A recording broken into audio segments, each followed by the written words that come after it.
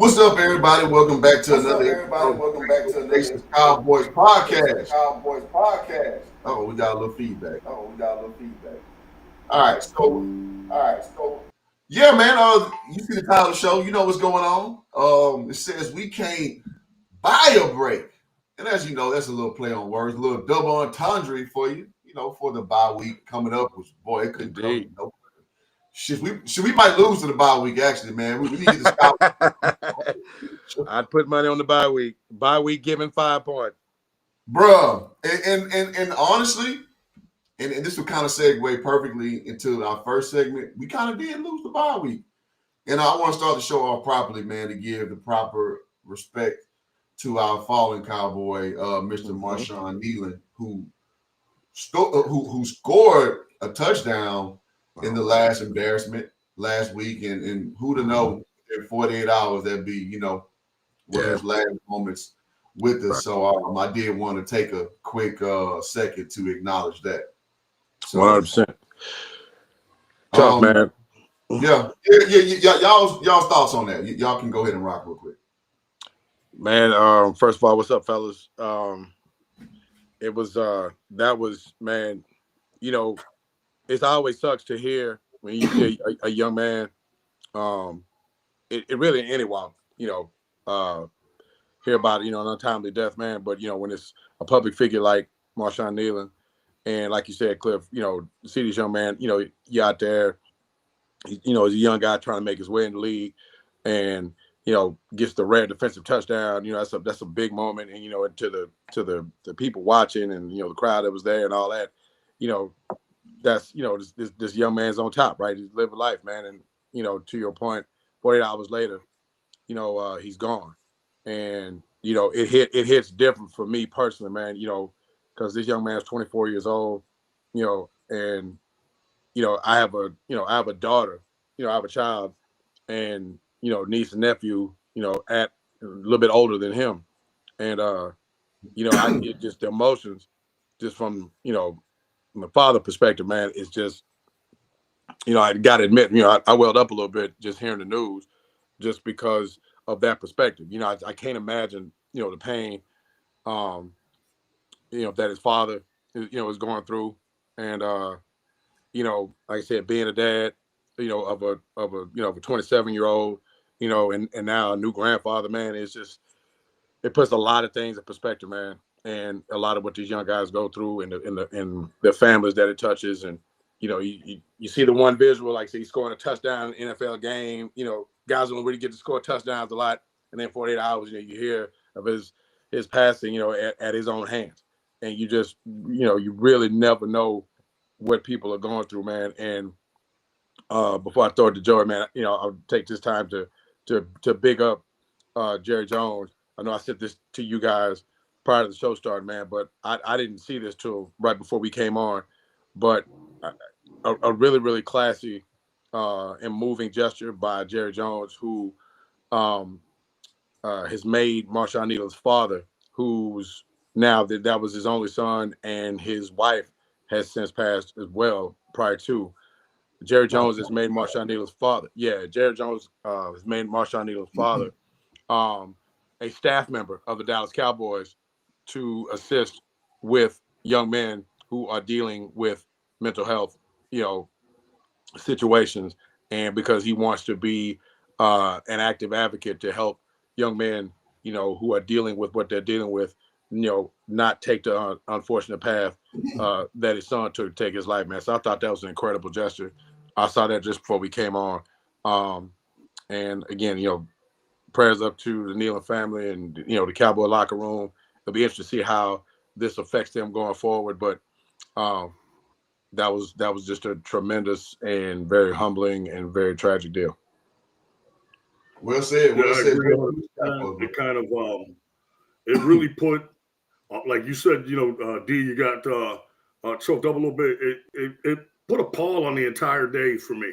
Yeah. I just, it's one of those things that, I just couldn't stop thinking about it. Yeah. And, here's a 24-year-old man who scored a touchdown on Monday night. The world watching, as they say.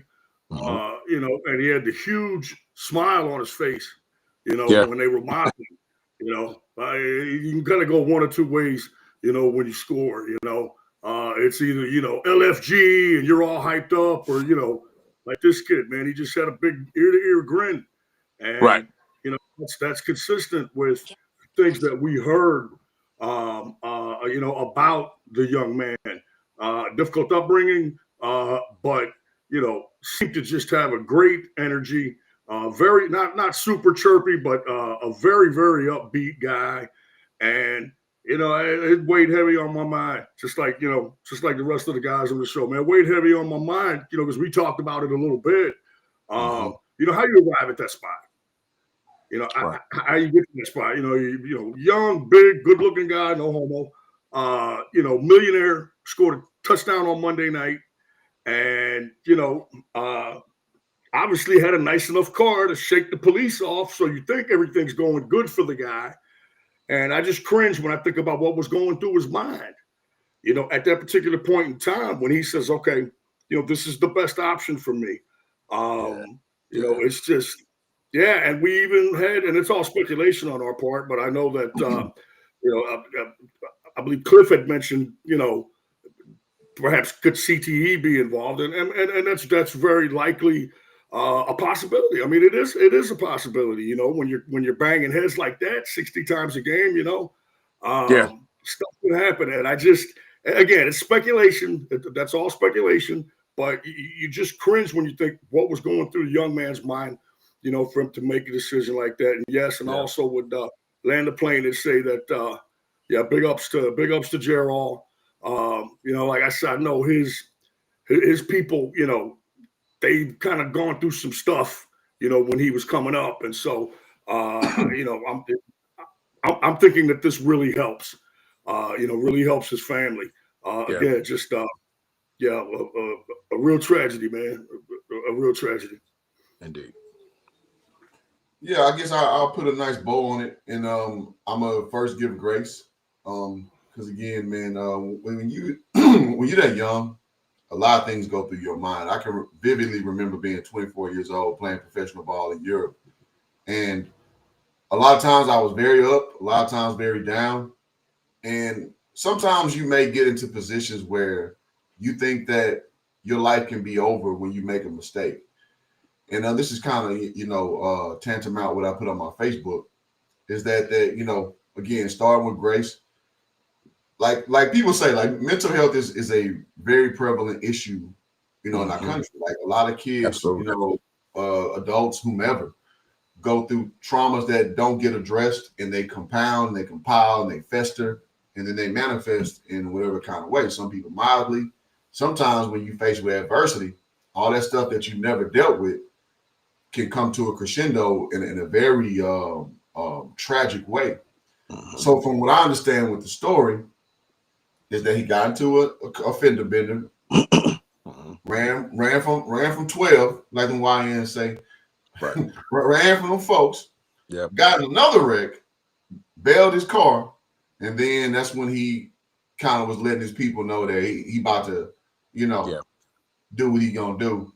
And again, him losing his mother the year previous, I know that weighed heavily on him. And then, like I was saying, now this is kind of like, because I'm just telling y'all what I see and what I think. Sure. I'm thinking about his age group, because I know he's the age of my last batch of kids I used to teach. And I know the shit that they listen to, the shit they consume, and they're like real big on that either turn up or they emo. And they struggle sometimes with these, adverse moments. Right. And I think that, maybe now I'm just, speculating because obviously I don't know his intricate story, that kind of emo, XXX Tentacion era and what have you, it affected this group. Yeah. And I hate to see that when you probably should push through a little bit, when you should probably just compartmentalize, just take the L, take your punishment and move forward. He kind of just thought that it wasn't worth it no more because he'd have made these two big mistakes. And I'm saying this outright like this because I'm saying, guys, it's never as bad as you think. Take the L, take accountability, work through it. Work through it. 100%. Now, I'm gonna say this joke kind of tongue in cheek, but I mean, you play for the Cowboys, man. If any team you can mess up and come back from, this shit. Right That's a word right there, man. That's a word right there. Yep. So again, I led in with grace, but just being real, going through. So for the listening audience, if you make a mistake, man, it's not the end of the world. It's not the end of the world, man. Like sometimes you guys just take that shit on the chin, own up to your shit, and move forward. So again, I'm just looking at it from all sides. So, but again, overall, rest in peace to that young man. Had from the highest of highs to the lowest low within 48 hours. 48 hours. That's just how real life can get, man. So I just wanted to say that as we move forward in the show. Well said, my brother. There you go. So all right, man. So again, rest in peace to Marshawn, man. As we move forward in the show. So Zen, let's go ahead and fire up that the Lucky Whitehead Award as we go into the meat of the show, talking about these GD Cowboys.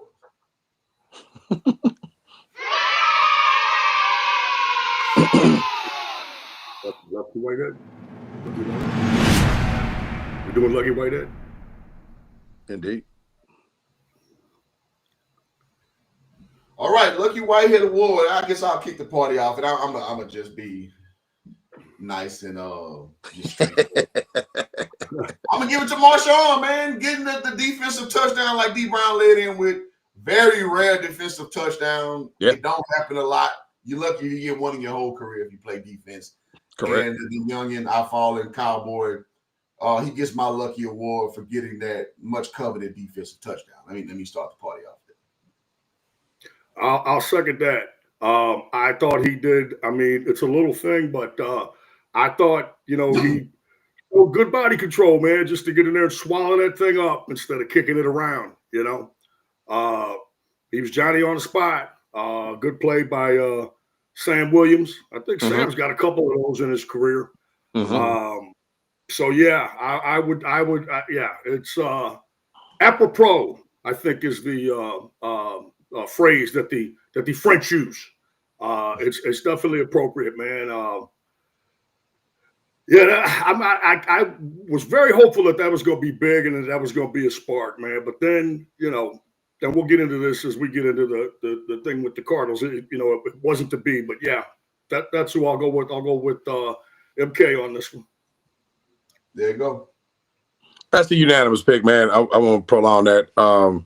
Like you said, JC, it's apropos. But I mean, to Cliff's point, defensive linemen, they can go a whole career and not see the end zone. So I mean, that's and that was to the point made, JC, that you were thinking, for a team that needed it, and needed a spark, to get that's usually a very huge momentum shifting type of deal. Obviously, it didn't work out for Dallas in the total outcome. But as far as the spirit of this award, and that's as unsung as it gets when you have a big T lineman, getting a touchdown. So, yep, that's the trifecta on that one for this week.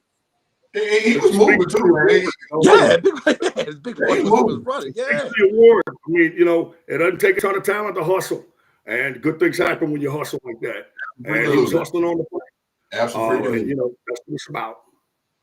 That's what it's about. Don't matter. If your legs moving, something good gonna happen eventually. There you go.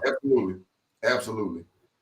As my coaches would say, having a motor, man. Nothing replaces having a motor. I ain't gonna lie, I had about a half a motor. I had calculated movements with my movements.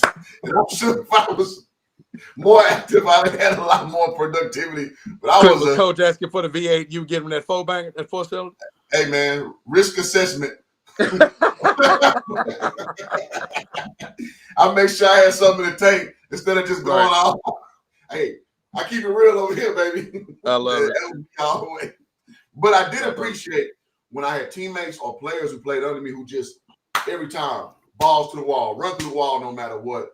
So and that's again, what they say, virtue befalls the opportunistic or some shit. I don't know what it is, but basically, you put yourself in position for good things to happen when you go out there. So their motto, I preach it all the time with the kids I coach now.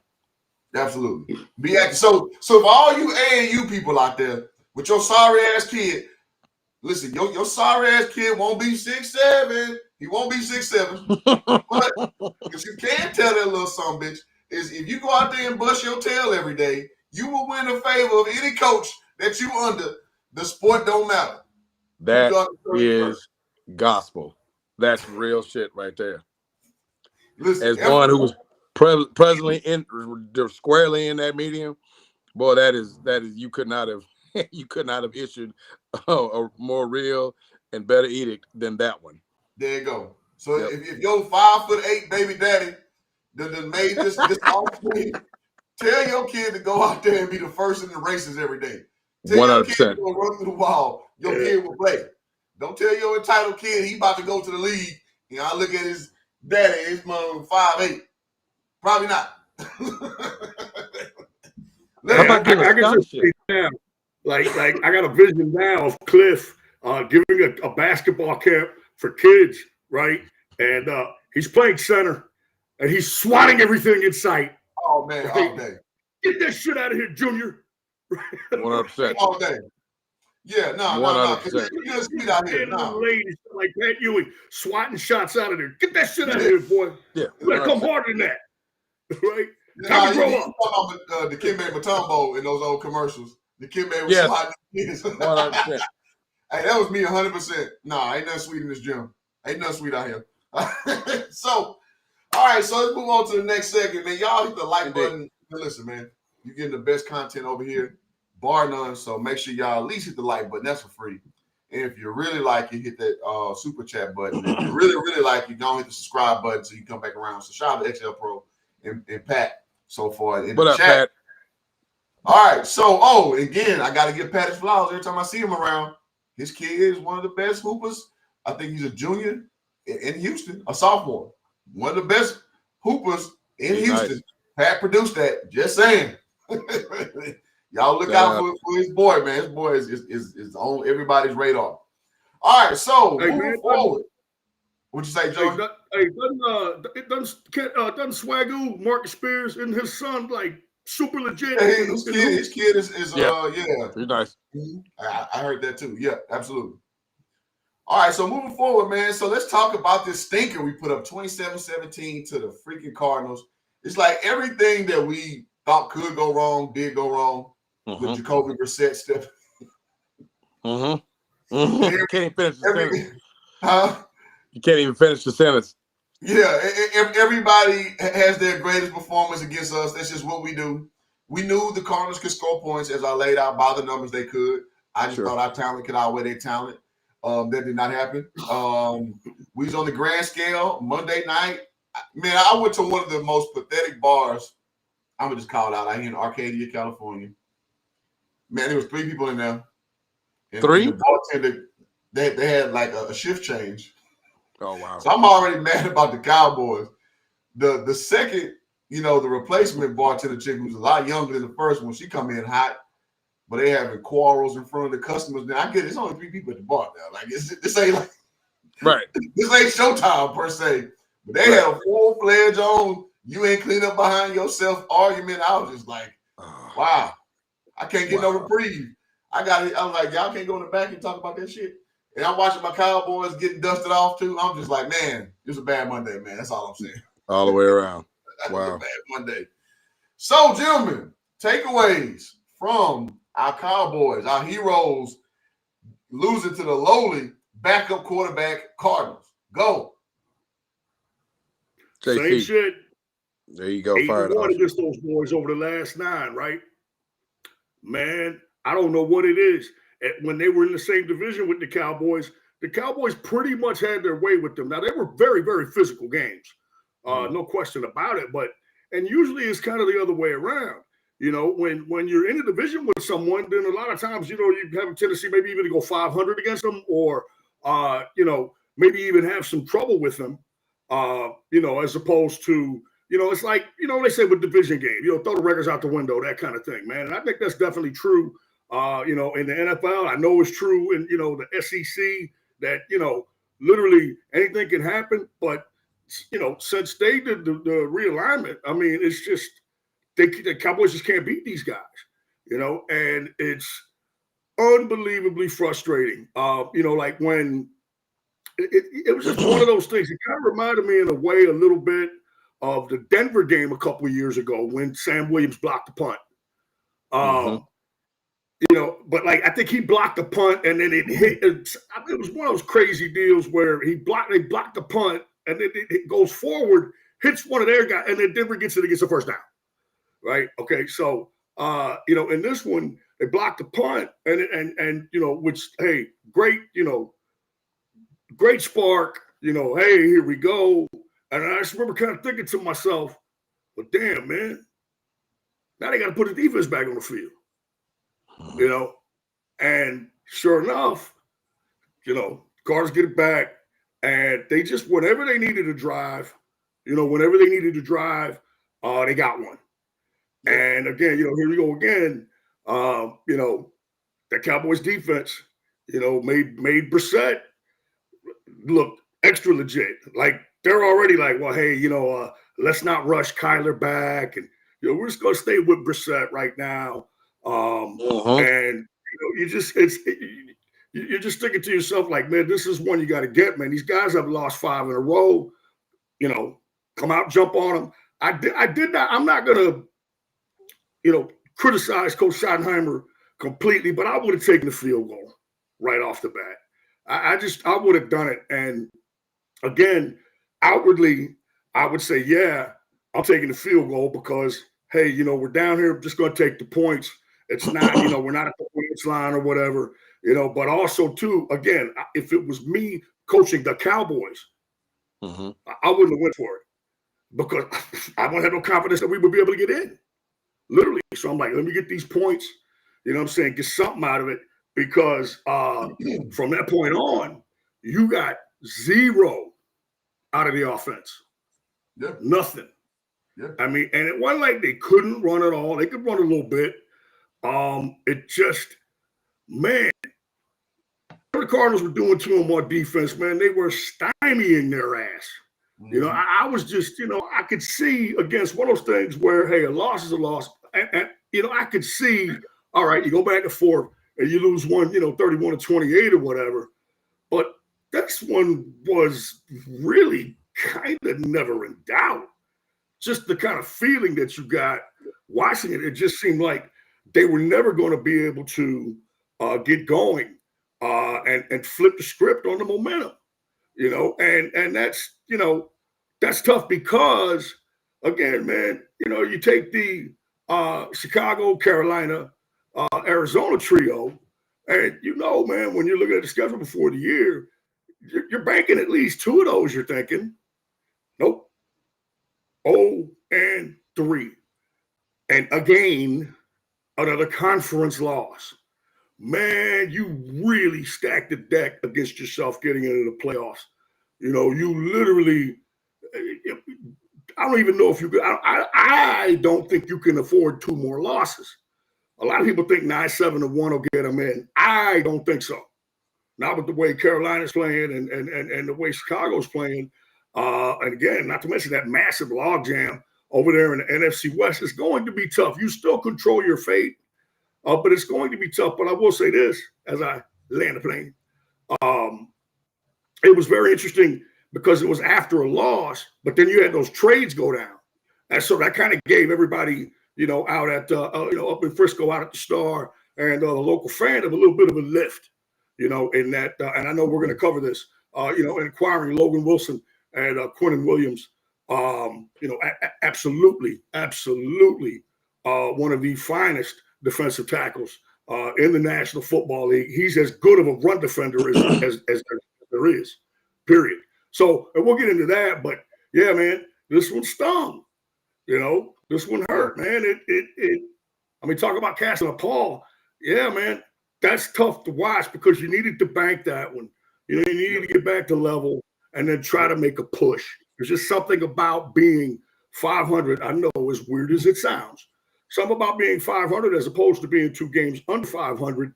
You just feel like you're on a lot better footing. And you're like, okay, it's literally a mental reset. Okay, here we go.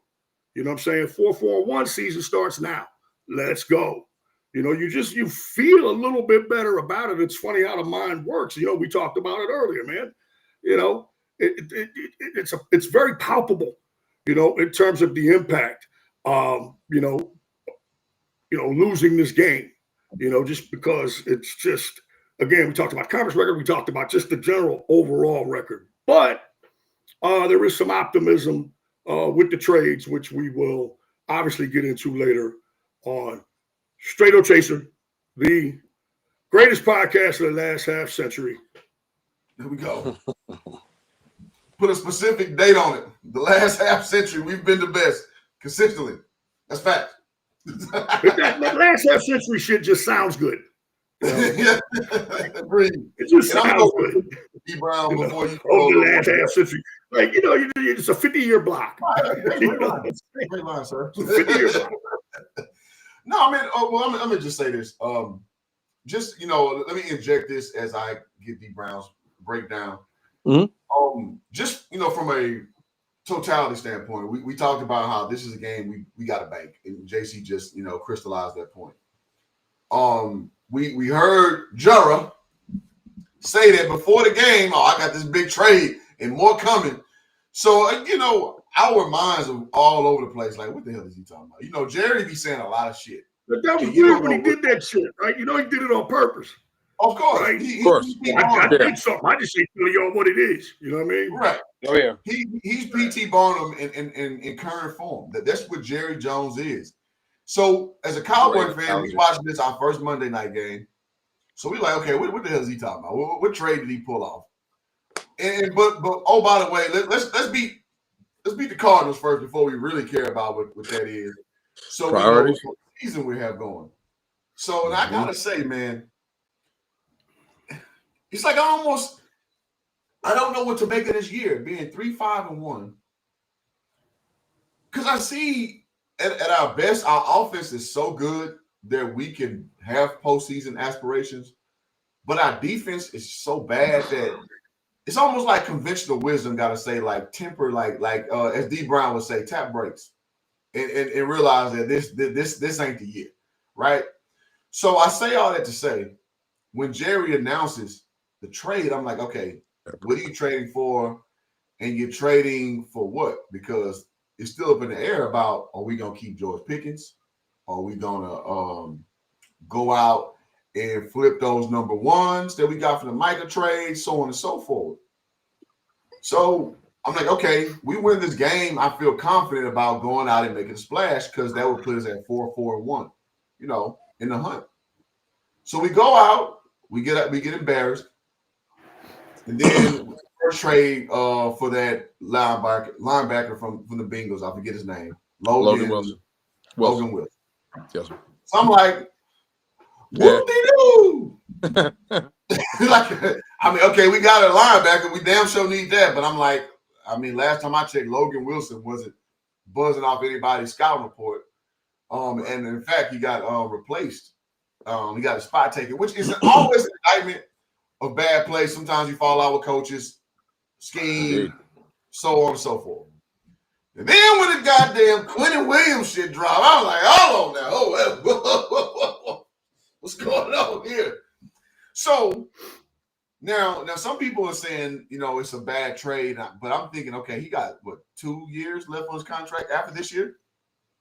3 years.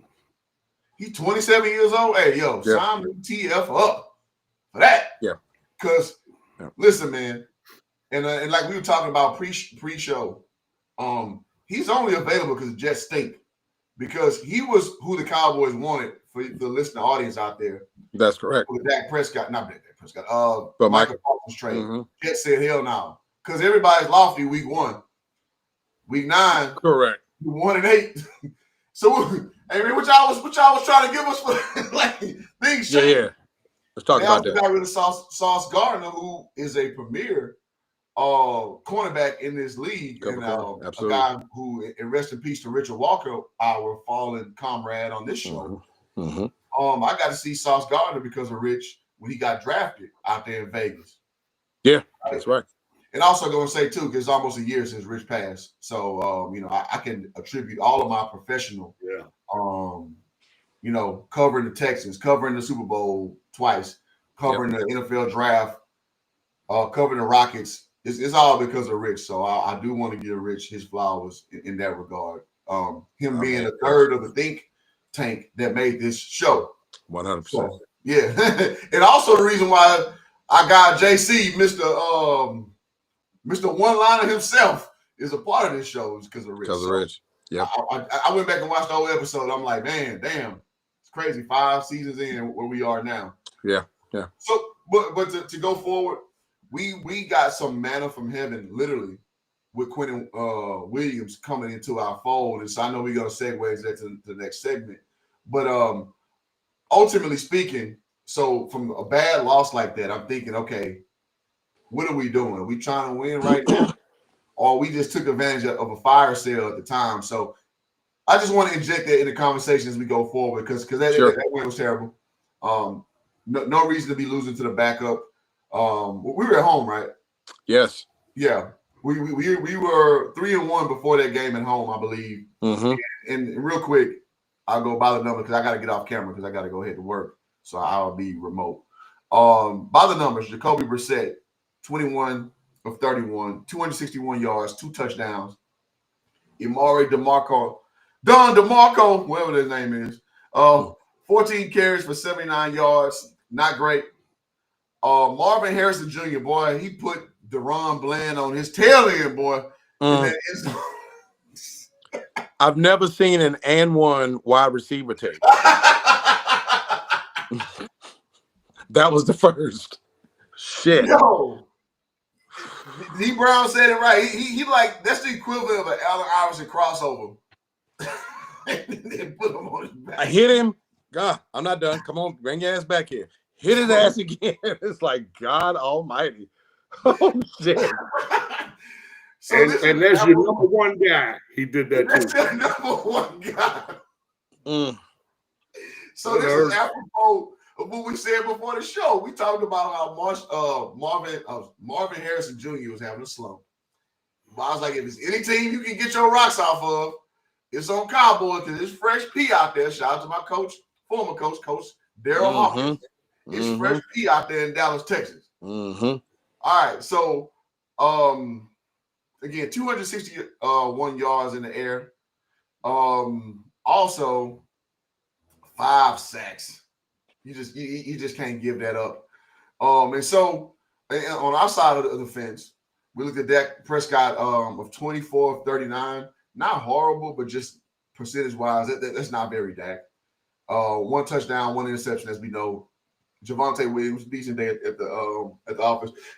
15 carries for 83 yards. I got Jaden Blue for whatever reason, a healthy scratch.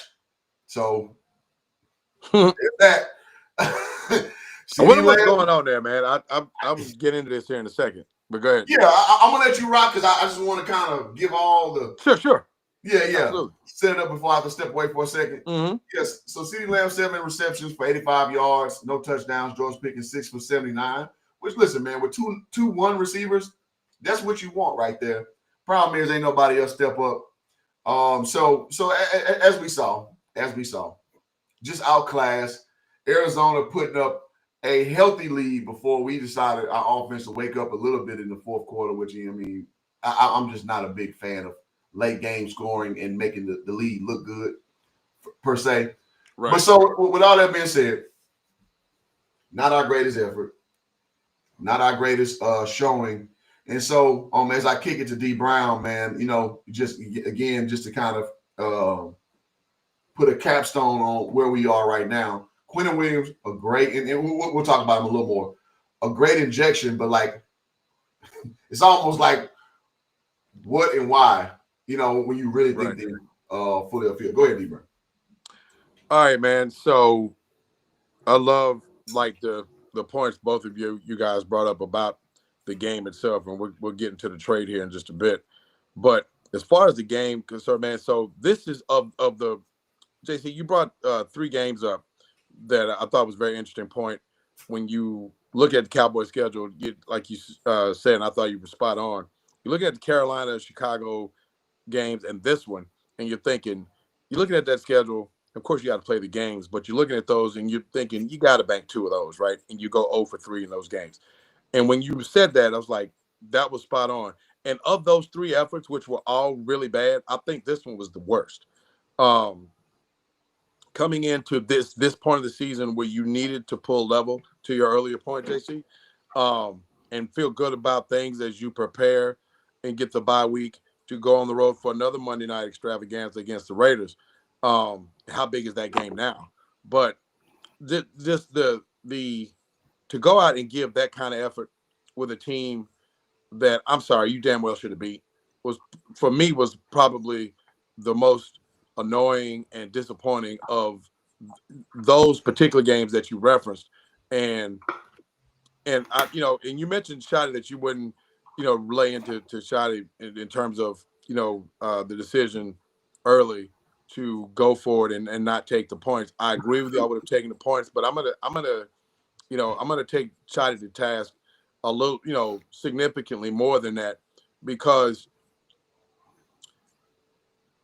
this is a team and he's the head coach. I mean, we're 3 guys who follow it pretty closely, but Shotty by now, and we know this is his inaugural one, but Shotty by now has to know that, one, let's not get away from those things where you having like tremendous early success when you get down, in the red zone, particularly inside the 5-yard line.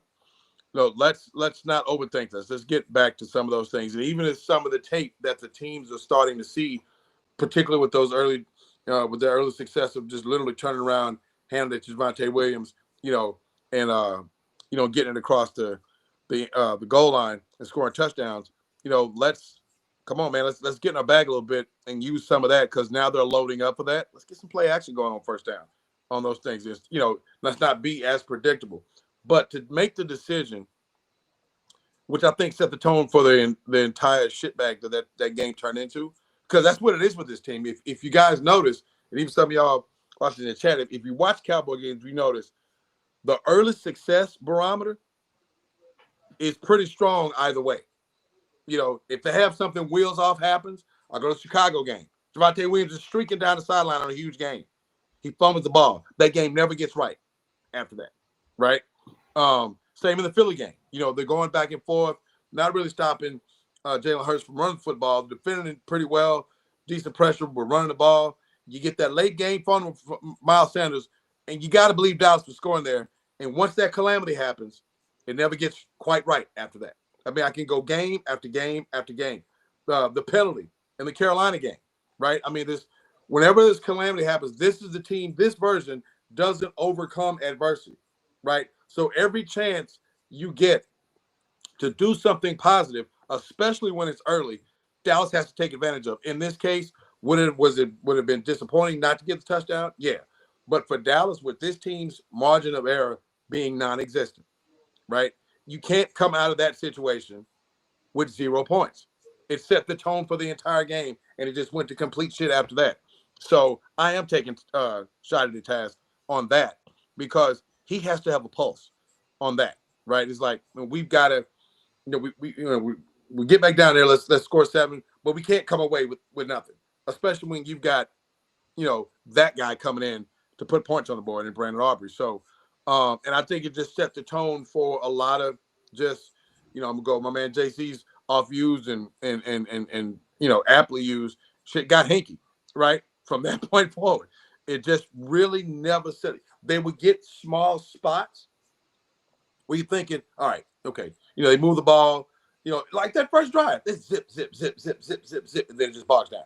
And then you make the decision and you get nothing. And it just never gets back right. Then they get in the game and, I got to shout out one particular guy who, even though the game overall was shit, but this was the game when we talked last week that the big defensive move was to give Jadeveon Clowney more snaps. Jadeveon Clowney was active as hell in that game. I thought he looked, pretty good. Obviously, the play with Sam Williams forcing the turnover, Marshawn Kneeland picking the ball up and scoring. I was thinking like, okay, now we'll get the shit back and they'll take off. They just couldn't get it right, man. This team can't overcome early adversity. So that's on Shotty, in my opinion. Somewhere in this deal in the last 2 weeks, it's gotten a little funky with the play calling. And the Dallas line, which was the young Dallas line, the really young Dallas line, was showing some real promise in the first 5-6 weeks of the season. These last 2 weeks, they're getting whipped up front. Let's just call it what it is. They're not handling the line of scrimmage as well as they were in the first 5 or 6 weeks. In this bye week, I know there's a number of things that you want to get corrected. That was one of, before the last couple of weeks, the consistent positives for Dallas is that young offensive line was showing up, especially in the Jets game when you had 80% of the starters out, the backups come in, handle business. They need to get back to that. That has to be one of the priority things getting ready for this road trip next week on the Monday night game against the Raiders. But the line of scrimmage on the offensive side of the ball, they got to shore that up again because we got to be able to utilize this weaponry that we got, obviously, with CD and Pickens. You look at the production numbers that Cliff read off, and they're like, well, damn, these are not spectacular numbers, but pretty solid production. 15 for 83 from Williams, that's 5 a toe. You'll take that all day long. But it was just in patches, in spaces. They couldn't establish that consistency again because you can't overcome the early adversity. And they couldn't pass block. Couldn't pass block for shit. That's got to could not pass block. And usually like a guy like Terrence Steele is a whipping boy, and deservedly so a lot of those times. But they were getting whipped in the interior. They were getting whipped all across the line, and they've got to shore that up and get back to handling the line of scrimmage, or this season is going to get even crazier as they finish it out. And to land it, going forward, I know we're going to get into the trade here in just a second, but there's a lot of guys that are out, right? And it's reared its ugly head. It's manifested itself on the field, but this is, I think this is the 2025 Cowboys. This is just what they are. They're a really solid offensive football team with some pretty solid depth. We saw that kind of manifest itself on the offensive line. We've got some depth there in the receiver core, as receivers and tight ends. Javonte Williams has been great. Dak overall has been really, really good. Defensive side of the ball, they lack talent, and they lack depth of talent. Now, some of that talent has been, unavailable, which, as we all know, is the greatest ability. So you got a lot of guys that are hurt. Revel hadn't seen the field yet. Overshown hadn't seen the field yet. But the guys who have been, Trayvon Diggs, who the hell knows what's going on there? I don't know that he plays another down in the Cowboys uniform. We'll see. Maybe taking the Cardinal stance that they've taken towards Kyler Murray, which I think there's a real ill wind blowing there, because he's healthy, and then they put him on IR. How crazy is that? That kind of sounds like the concussion at home, right? But I digress. They're just not a very good football team with not a lot of talent that's seeing the field, and certainly not any depth behind it that gives you anything. So to me, this is about, as it would probably, segue into the trade. I think the whole deal for Williams, which I'm excited about, is certainly about going forward. I personally, man, I think it's just a deal where you evaluate, what you've got that you're going to roll over into next year on the defensive side of the football. They're pretty well set contractually, as we talked about a few weeks ago. A lot of probably 80% of your key components on that offensive unit are under contract through the remainder of Dak's deal. There's the hope that you can get a deal done with Pickens, and you damn sure better sign Aubrey. Those are your two guys. Everybody else is under contract. Defensively, you've got to see what you got. You got to see, like, hey, man, we're cutting bait, or we're going to see who we're building around, who will be the anchor of that defense in Quinnen Willams. That's the way I look at it. And but as far as this season goes, I think it's a wash, man, because they just don't have it. They don't have the talent They don't have anything that gives you any optimism. Am I hearing music as well? Okay. You don't have anything that give you any optimism for any level of consistency to be consistently productive from this defensive unit to talk about, a playoff run or anything to that end. And that's a great question. As why is Eberflus still employed? Man, maybe, I know there's a relationship there with Shotty and Matt Eberflus. He's one of those guys. That's a great question. He's one of those guys where I've often wondered how he ascended to where he did, because his units, as you look back historically, he's never had that one really dominant unit as a defensive guy. He wasn't particularly good as a head coach. So, I think it's one of those relationship things. I think that's going to be a conversation that's going to get probably at the top of the agenda to get revisited at the end of this season. But in terms of a playoff aspiration, man, where I landed here on this segment, I don't see it. I don't think the consistency's there. I don't think the talent's there. But I think you did make a perfect step forward in anchoring that defense, where it's been the single weakest for about 10 years now, and that's with an absolute stud in Quinnen Willams.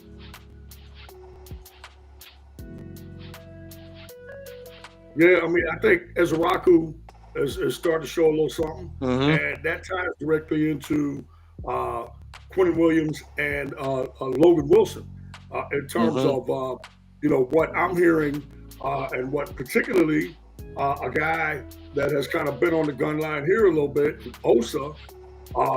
Osa pretty much came out and said that he was thrilled that they got Williams because they're gonna do more five fronts.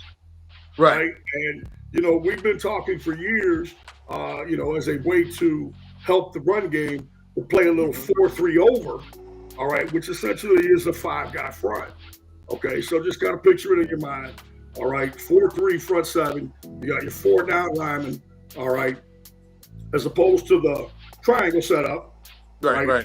You take one of them and you put him on the line. They usually stand up. Okay, on the strong side. So now you have the double mic set up, the double mic component, and it's like a 5-2. Okay, so what would that look like? Well, it would be Clowney, Osa, Clark, and Williams, and Ezeraku is going to be that 5th guy. With a combination of hopefully, eventually Overshown, but again, and Wilson. I don't see Overshown coming back until Thanksgiving. That to me is the landing spot. Like I would think that he might even play on Thanksgiving. That I think that you got the short week and he can add a little bit of juice to the thing. You just don't need to rush the kid, man. You really don't. Badly as you want him, and as excited as you can get about a potential setup like we talked about with Hawaiian Punch and Overshown as Rocky, being out there on the field together. That you're not going to get that for a while. Okay, so it's not going to happen right away. But on to Quinnen Willams and Logan Wilson. Now Logan Wilson, this is a guy that when Cincinnati made their run to the Super Bowl, that defense was pretty damn good. Yeah. Again, I talked about they got your guy Hendrickson, they had Wilson, or 55 as I called him, and I kept calling him when I saw when they made their run. I was like, man, 55's a good linebacker, and he was. And they had my guy Jesse Bates on the back line. Well, fast forward to now, Wilson just basically was getting his minutes taken from him. Okay, they let Bates go a long time ago. Wow, shocking. Cincinnati doesn't want to pay somebody. I'm stunned. And Hendrickson, he's been hurt, right? But I thought Logan Wilson was an excellent linebacker in space, excellent at the line of scrimmage. Now he's probably not that same guy, in terms of he's aged a little bit. But when you talk about the trade and you talk about Williams and Wilson, you do have both of the guys. You've got both of those guys for the next couple of years if you so desire to keep them, and they are under contract. And that's kind of the theme here. with this football team. We talked about the inconsistency of the offense. That's honestly, it's a lineup thing. It's a lineup thing, man. They got new guys in that offense in significant positions. All right, Williams and Pickens, most notably. All right, and you got a young offensive line trying to figure it out. These guys haven't played together a lot. Dak and Pickens and then them, and Williams and that. I think that's part of it. That it's they're unsure, and I think you were dead on, DB, when you talked about Coach Schottenheimer. That's really kind of on him, man. You can't be unsure. But again, injuries, new guys on the offense. That's kind of led to it. So the offense is not the juggernaut that we thought it was. And all the hypes and all the crawls. How good is this stuff? It's going to stop this offense, take them to the playoffs, and all that kind of shit that you see on all the shows and all the crawls and stuff. Yeah, it's a good offense, man. But hey, easy. Let's not get excited. It's been pretty inconsistent. These last 2 weeks in particular have been bad, downright bad. And a lot of it has to do with protection. A lot of it has to do with the protection breakdowns have not been what they were early. Yeah, definitely Monday for sure. Before we get into the protection's trade, inconsistent. You're not gonna be able to do anything if you can't block it. Correct. And so, this is what you're getting. New team, new pieces, on and on and on. And again, Williams is going to do nothing but help. As Cliff alluded to earlier, he's 27 years old. You're talking about one of the best combo defensive tackles in terms of, he's an excellent pass rusher and he's an even better run defender. He's got some John Randall to his game. He routinely grades out high. He is. For those he's one of those Alabama guys. For those unfamiliar, when in doubt, draft the motherfucker from Alabama or Georgia or some shit, right?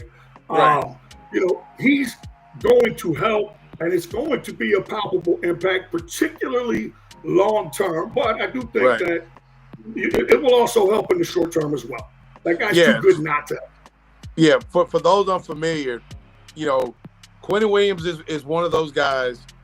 Like I said, I like looking at players and seeing comparisons to the players who were, especially when they're a premier guy like him, like kind of what they or who they remind you of. And to me, for those of us who are particularly seasoned, he's got, like I said, he's a lot like Payne. He's a lot like Payne. Darren's guy. Yeah, he's a lot like Payne in DC. And from days gone by, he's got the size, the quicks, and just the disruptive action in the middle of that line, a lot like Hall of Famer John Randall to me. John Randall was a guy that could get after the quarterback from the defensive tackle spot, and he could absolutely just destroy your run game. And he's got the really, really high motor. I mean, you see some clips. You really don't see a lot of just sexy defensive lineman tape, right? Unless you see guys, like J.J. Watt in his prime, or certainly, guys like Jerome Brown, God rest him, or even I'm trying to think of other like I said, John Randall. Guys from the interior don't really have a lot of tape. This is a guy who can, run running backs down to the edge from the defensive tackle spot. He is that destructive. So the level of talent, and like Cliff noted before he jumped off camera, this is a guy that the Cowboys had in their crosshairs to trade Micah Parsons for. That's how highly regarded Quinnen Willams is.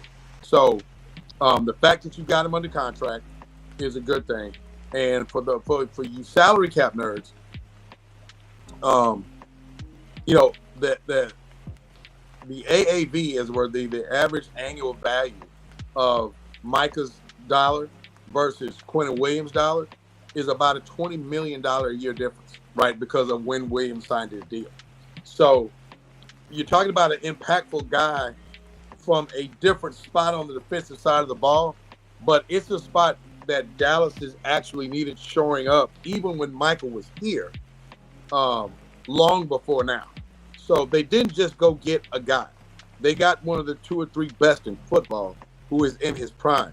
And JC, you referenced, Logan Wilson, like you said, since he made the Super Bowl run, a few years ago, he was a very integral part of what was a really good defense.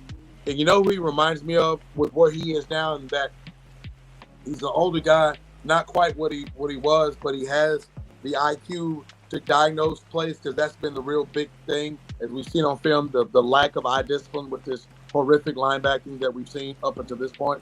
He reminds me of when Dallas got Keith Brookins. When Keith Brookins came in here from the Falcons, longtime Falcon. And Keith Brookins was a dog for a long time now. He wasn't quite what he was in his heyday with the Falcons, but you could see that he could diagnose plays. Some of those he just couldn't get to because he wasn't quite that guy yet. But even he gave you weeks where he made plays simply because he could diagnose it and know where to be and make the play. And I think Logan Wilson kind of is going to show some of that. Don't know that he was quite as long as the tooth as Brookings was when he came to it, but he has that kind of feel coming from the Cincinnati situation to what he's going to do here. I think he'll contribute. I don't know that it'll be, just the game-wrecking, impactful way that he was in Cincy, but I think he'll definitely help because, like we said, the linebacking core here, the linebacking play here to this point has been god-awful. But, as far as the trade is concerned, I like what Dallas has done, but as it's the short term, we'll see plays that will probably give you some optimism about the thing next year, right? Because I don't think this is an Amari Cooper situation, if I can put that trade, because, Dallas had a very similar record when they traded for Amari Cooper back in, what was it now, 2018? I think it was. Yeah. And 18. That trade propelled them on a 6-1 run, and they make playoffs, win a playoff game against Seattle and that whole deal. I don't think this Quinnen Willams trade does that. There's too many holes in that defense. There's too many, not even question marks, just bad play on the back end for it to be that impactful. But you'll see. I think Cowboy fans and just observers will see just how impactful this guy will be almost immediately. I mean, he's that level of player. I think he'll help Odigizua out quite a bit.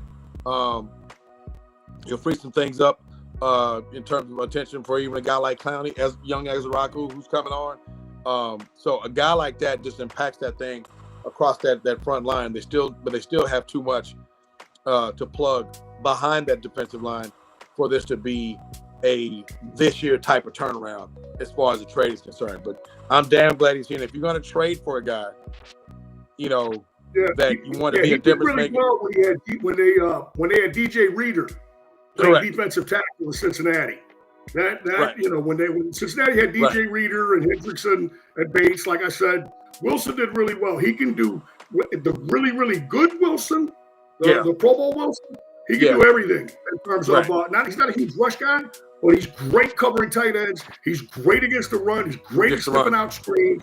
He's just like the perfect stand-up linebacker, which is exactly what we need now. You only give up a 7 to get him, so likely he's not what he was. But hey, why not give it a shot, man? That's a good trade, I think. Yeah, and lastly, before we get to the trivia, this week's trivia question, you mentioned the picks, right? So I totally agree with you, JC, in that you only gave up a 7 for him, which I thought was pretty shrewd. And you look at what Dallas gave up, because when Jerry was talking about before the Cardinal game, he's like, we're making moves. And the first thing in my head was, well, 2 things. One, who are we talking about? And what did you give up? Right? Because, we know about the draft picks acquired in the market trade. You got the 2 firsts and what have you. And I'm thinking, man, don't give away, don't shoot your whole wad, on a guy, right? Because they need too much. And then so when I hear the deal, and for those unfamiliar, Cowboys gave up next year's second and 2027's first to the Jets for the higher of the 2 firsts. The higher of the 2 firsts, that's correct. Higher of the 2 firsts, yes. But they were able to maintain their right. And Mozzie Smith. Let's not gloss over that. They were able to dump, and you know what? And I'm glad you said that, JC. Man, there's a time when, as an organization, you just miss on a guy, right? I mean, we saw the Taco Charlton gaffe. This was an organization that has had some pretty notable whiffs on defensive linemen over the years. I think back, JC, you're gonna love this. I think back to Shante Carver. Everybody's in 96. Shante Carver. I didn't mean to give you Sunday morning indigestion, but as a frame of reference, this is a team that's had some pretty bad gaffes as far as drafting defensive linemen. But he Taco was Michael Sam without the alternative lifestyle. Yeah, that's basically who Carver was. Right, awful pick. Yeah, and then Taco Charlton, instead of T.J. Watt, even worse. That was the deal. And you move forward to Mazi Smith, another Michigan guy, and it just didn't work. But Cowboy gaffes of the past, and even the recent past, they were like, and they did give Mazi Smith every opportunity to, hey man, get it going, and you kind of have to do that with a guy that's your first round pick. It just didn't happen. But I like the fact that they acknowledged that it didn't happen. We whiffed on that deal, and you get him out of here and clear the roster spot. So, even in the totality of the transaction, I thought that was great. That so you maintain your 2 firsts in the upcoming 26 draft. You get rid of Mazi Smith, and you solidified what's been a glaring need forever in Quinnen Willams. So now what do? You can turn the attention of those early draft picks and attack some things. Maybe trade down with one of the first and acquire some draft picks. Maybe a second or third to look at a safety, look at a running back. Some of those things, and when that comes around in April, it'll be interesting to see what they do. But I kind of like what Dallas has done in terms of positioning themselves to improve this defense to help complement the offense. So now you got a more balanced team, and you can really talk about, doing some things productive and having that balance on both sides of the ball and making an actual run in this thing while you still have Dak Prescott in what 3 years left on this deal in the prime of his career. Yeah, and next year's a deep defensive draft for whatever that's worth. Yep. I mean, there's players in every draft, but next year's draft is full of a lot of highly regarded front 7 guys, D linemen. There's some really good corners. Your man from LSU, we were talking about. Yes, indeed. Yep. Mansour, he looks like, I've watched a lot of film on him. He looks like a baller to me. Yeah. Would love to get a guy like that. And a strong game last night in the L against Bama. And I will say this. Yeah, I will say this. I guarantee with this trade, the way that it was structured, the Quinnen Willams trade, the way that it was structured, I don't know what the prop is on whatever these betting sites are or whatever, but I will almost guarantee you that they are going to trade the later of the first 2 first-round picks that they have and pick up a second and a third. Yeah. It's just, that's why I'm seeing that. Yeah, we're on the same wavelength there. And, they love to trade. So, yeah. That's we're on the same wavelength there because you gave up next year's second, and I'm thinking, okay, so if they trade the late first and trade down, and you can pick up some picks if somebody wants to trade up. So, and you might even get 2 spots, right? So, but you can definitely pick up that round. I mean, pick up that deal in terms, because what if you don't re-sign Javonte Williams, who's a free agent, right? You can certainly go find a productive back, and you start looking at some DBs. That round, the safety that you need, since you didn't go make the deal for like a Minka Fitzpatrick, which I'm not mad at. I would like to have seen it, but if you want to invest any more draft capital, now you start talking about that real sweet spot for that player that can come in and start, because although they've done a great job of showing up the beginning of their defensive middle in a Quinnen Willams, you got a Diggy Zua signed for the next few years. So now you've done a great job there, but you got to show it up in the linebacking core, and you damn sure got to show it up at safety. Dallas's safety situation has to be addressed immediately now. You're always looking at, every year you're looking at depth of corner because of the way the league goes now. But safety, man, they've got to address the middle of their defensive backfield at the safety spots. Both of them. I mean, Hooker I can live with, but I think Wilson's time is done. They don't have any depth behind it. You got to go get a guy that you can plug that safety and be your guy for the next 5 years. Yeah. You got to get that guy. And the main thing is not even sacks. It's about pressures. All right. It's simple 100%. numbers. All right. When you get a real pressure on a quarterback, 9 out of 10 times, it's either incomplete or a pick. It does not work out. It's very rare that you'll see a quarterback step directly into pressure. And again, this is the way it is in life. The anomaly stands out. When you see somebody step up and they're under pressure and they get off a play that becomes a touchdown, that's the anomaly. That very rarely happens. So you think about this as you do the numbers. If you get a guy that's a good player, a good pressure player, and gets you 3 pressures a game, all right, and if that gets you off the field twice, as opposed to allowing a touchdown or say 2 touchdowns or a touchdown and a field goal, you can already see what a palpable difference that is. Just like you can see it on the Cowboys side when they're under pressure, right? Pressure, not blitzes, because Dak is great against the blitz. When Dak's under pressure, like any fucking quarterback would be, they're not as good. Yep. They're not as good. It goes way down. And again, you're talking about again, look at the numbers, look at the odds. You're talking about a passing situation, right? You stymie that passing situation to get your ass off the field. Boom. That's a stop. These pressures lead to stops. That's what they need. That's what they're not getting. So that's a palpable number that people can actually look at, as opposed to sacks. Correct. It's just getting pressure. Like I said, a guy that gets you 3 pressures a game. Man, I mean, that's good shit. That helps your defense tremendously. We got the Zen Master in the building. Zen Master's in the building. Rocking the Penguins gear. Rocking the Penguins gear. I like it. Sir. Yes, sir. The good old hockey game. Boss. The best game you can name. Good old hockey game. Yeah, catch me later. I'll be changing up for game time. We got the night game tonight at 8:30 p.m. Indeed. So a big one, right? Say again? A big one, too, right? Steelers? Yeah. I don't know who they're playing, to be honest with you. I don't even care. It was the Sunday night game, right? Yeah. San Diego Chargers, that's right. I ran a simulation. I should know. Yeah. Anyway, let me get off y'all show. I'm back. I had some technical difficulties with Grandma and Grandpa's Wi-Fi. Are we postponing trivia to next week? Well, yeah, we can still do Cowboys trivia. You guys want to head into that now? Yeah, because we're at 110. Yeah, so.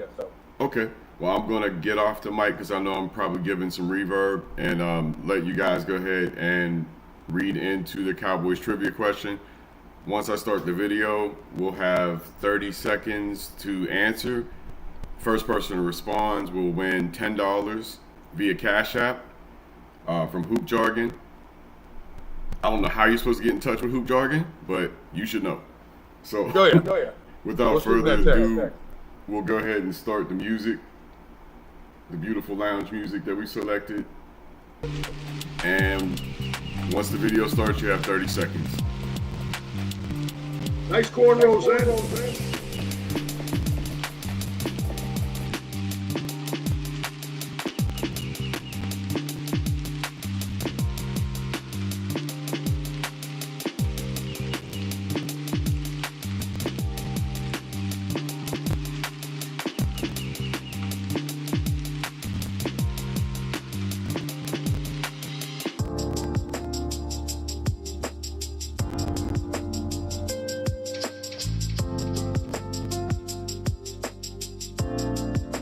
Here's a clue. All right.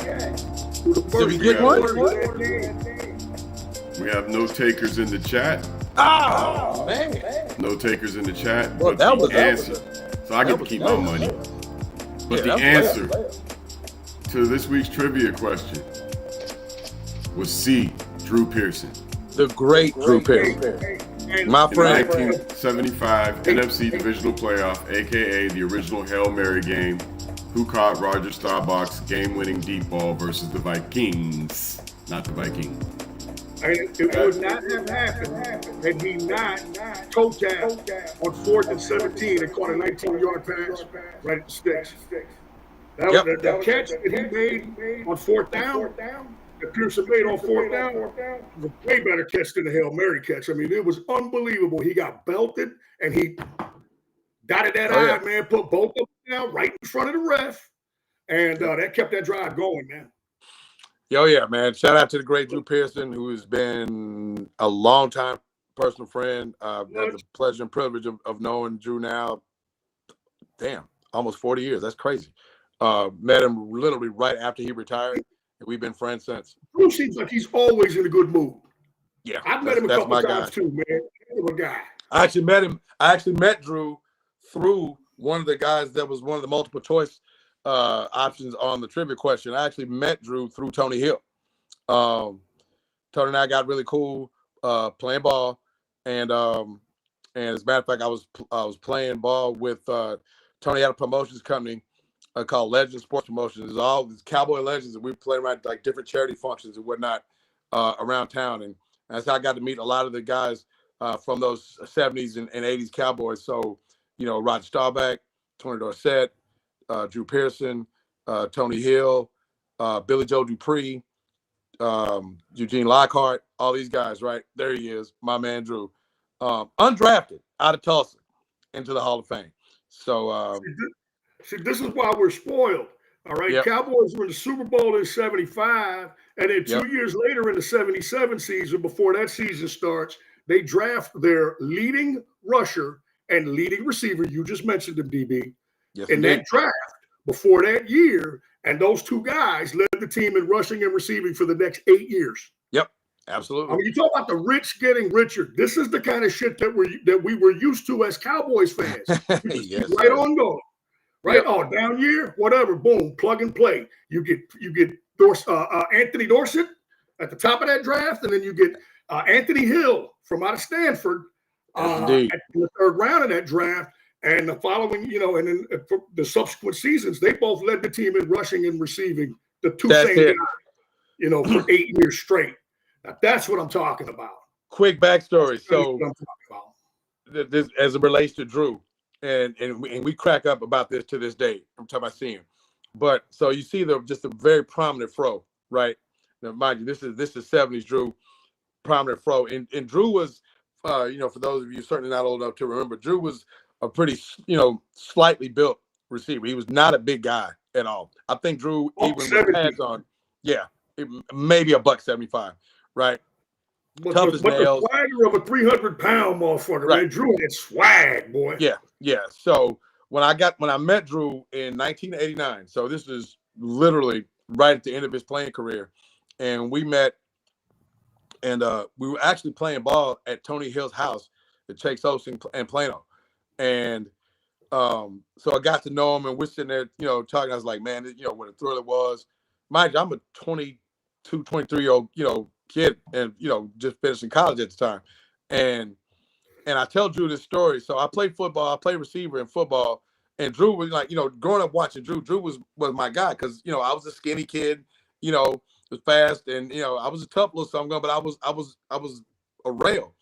And so I told Drew, I said, man, I was such a fan of yours that when you go out to line up, I would in the same exact stance and make sure that my hair from the fro would poke out from underneath the helmet, just like yours. Dude, I told him that story and he cracked up. We've been like really cool ever since then. Did you get some Sabernac gloves? Did you get those Sabernac gloves and cut the fingers off? If Drew Pearson had it, the Sabernac wristbands, right? Yes, sir. Sabernac wristbands, Sabernac gloves, cut the fingers off, right?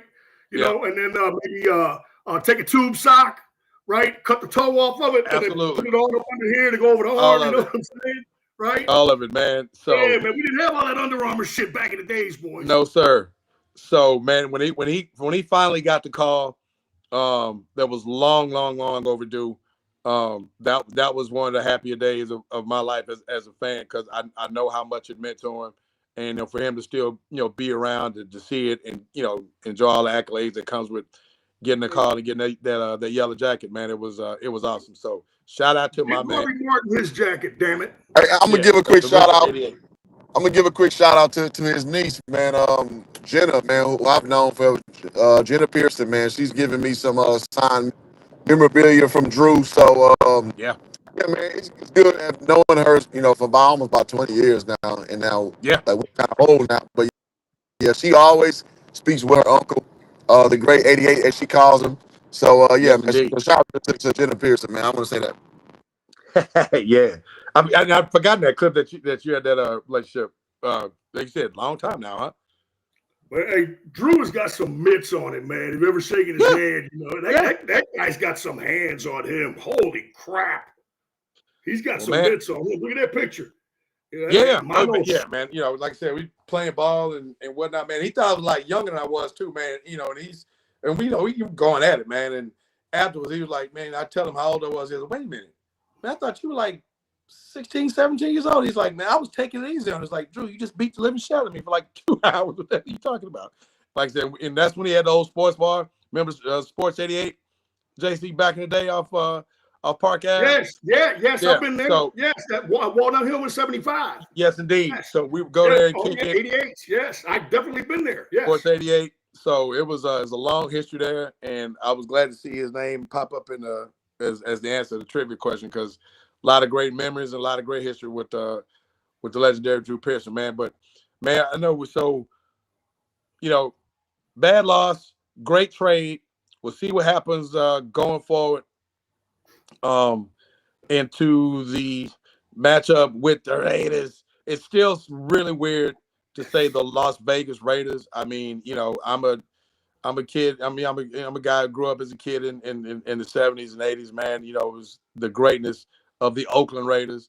They will always be the Oakland Raiders in my head and heart. One of my favorite teams, not named the Cowboys, growing up. The only professional franchise, the only professional football team to appear in a Super Bowl in the 70s, the 60s, 70s, and 80s.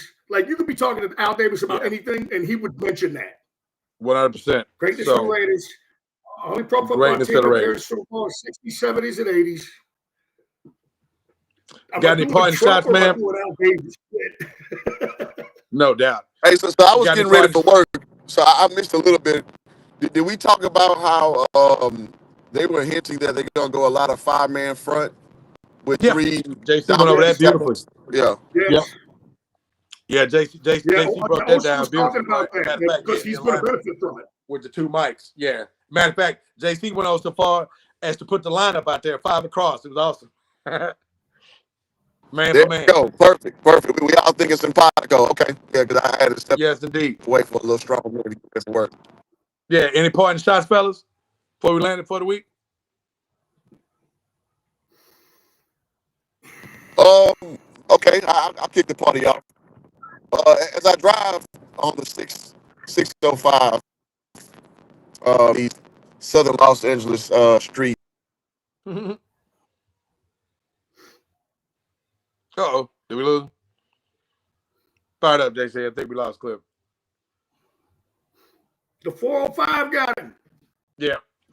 What parting shots you got, my man?